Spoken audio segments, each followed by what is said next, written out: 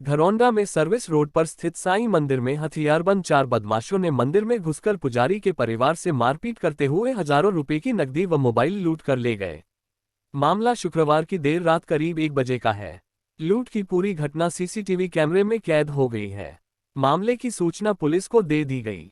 सूचना मिलते ही पुलिस मौके पर पहुंच गई और एफएसएल की टीम की मदद से जांच में जुट गई है। साईं मंदिर के पुजारी मुकेश कुमार ने बताया कि शुक्रवार की रात को मंदिर के पिछली तरफ अपने मकान में हर रोज की तरह सोए हुए थे। रात्रि के करीब 1 बजे 4 नकाबपोश बदमाश मंदिर की दीवार फांद कर घुस जाते हैं और मकान के अंदर एंटर होते ही साइड वाले कमरे में जिसके अंदर उसके दोनों बेटे सोए हुए थे, उन पर हथियार तानकर एक बेटे का मोबाइल व उनके पास रखी 30,000 रुपए की नकदी छीनकर लड़के के साथ मारपीट करते हैं। इतने में उनका लड़का शोर मचा देता है और आवाज सुनकर दूसरे कमरे से मैं मेरी पत्नी उठकर जैसे ही बाहर निकलते हैं तो 2 चोर पौड़ियों के रास्ते से भागने लगते हैं। जैसे ही तीसरा चोर बाहर भागने की कोशिश करता है तो वह उसका पांव पकड़ लेता है और इतने में चौथा चोर जिसके हाथ में रॉड थी उन पर हमला बोल देता है।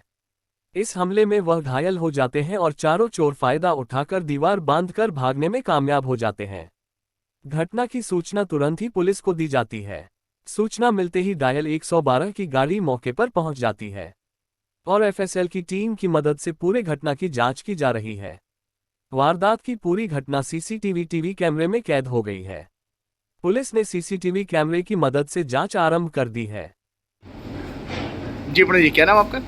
पंडित मुकेश कुमार जी, क्या किस प्रकार की चोरी की क्या वारदात है साईं मंदिर में चोरी की? रात की चोरी की वारदात रात को 1 बजे की है सर। ये 1 बजे के आसपास है। 4 नकाबपोश बदमाश आते हैं।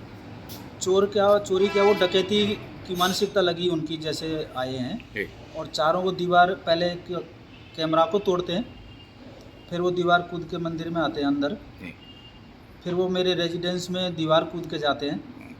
बच्चे जिस कमरे में सो रहे थे उसमें एंट्री कर जाते हैं। बच्चे के मुंह पे टॉर्च लगा दी उन्होंने और पूछते हैं कि बाबा कित्थे है। इतने दोनों बच्चे जाग रहे थे। वो 1 बजे का समय था, 1 सवा का, तो बाथरूम करके लेटा ही हुआ था। तो बड़े वाले बेटे ने उनको जवाब दिया कि कोई नहीं, बता देंगे आपको क्या काम है, और बता तेरे पास क्या है, क्या सामान है, निकाल फटाफट। उनको लगा दिया छोरा और तलवार उनके हाथ में भी थे, डंडे हथियार बंदे थे बिल्कुल लेस। तो बेटे के पास मोबाइल था, मोबाइल दे दिया। नहीं, पैसे दे, पैसे कितने देर पास। 1-2 बार मना किया, जब डराया ज़्यादा, और उसके पास फीस के लिए मैंने कहीं से ला रखे थे खैर 30,000 रुपया, तो उसने वही पकड़ा दिए। बोलो ये है भैया हमारे पास। तो और उन्होंने फिर दोबारा पूछा कि बाबा जी कितने है। तो इतने में हम जाग जाते हैं। आवाज़ ज़ोर ज़ोर से हो रही थी, दोनों बच्चे और वो चारों की आवाज़, किवाड़ बंद कर रखा था। इतने में हम जाग जाते हैं तो बाहर निकलते। छोटे बेटे ने मेरा आवाज़ लगाई, जब मेरी मिसेज ने बोला छोटे बेटे का नाम अंशु, अंशु क्यों, क्या हल्ला गुल्ला कर रहे हैं। इतने में चोर थोड़ा डाउन हो जाते हैं और बच्चे को मौका मिल जाता है कि डैडी जी चोर हैं, बचाओ बचाओ, आ जाओ। तुरंत में भागा। इतने में 2 चोर बाहर निकल जाते हैं, जीना से वो ऊपर चढ़ जाते हैं। तीसरा चोर निकलता है, उसका मैं एक घूंसा मारता हूँ प्रभु, और पैर पकड़ लिया उसका। सीढ़ियों पर चढ़ते चढ़ते मैंने उसको दबोच लिया। लेकिन जैसे ही चौथा चोर कमरे से बाहर निकलता है, उसने मेरे को, यहाँ मैं आपको दिखाना भी चाहूँगा, यहाँ राड मारी थी उसने, लोहे की राड, और मेरे को वो पैर का, जो चोर का पैर था वो छोड़ना पड़ा। इसलिए वो चारों चोर भागने में कामयाब रहे।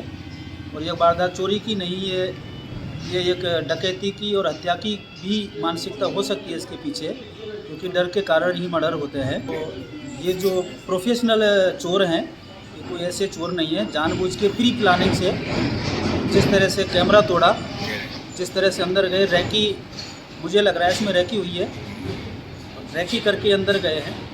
तो क्या कुछ की पैसा है वो 30,000 रुपया बड़े बेटे से छीने हैं और मोबाइल लेके गए हैं। चोट मारी है छोटे बेटे अंशु शर्मा, उसका एफआईआर में नाम दर्ज कराया, एफआईआर दर्ज हो चुकी है, और मेरे को पैर में चोट मारी। जी जी, तो पुलिस को समय दरवाजे में खड़ी होकर लगाई ना, तो अंशु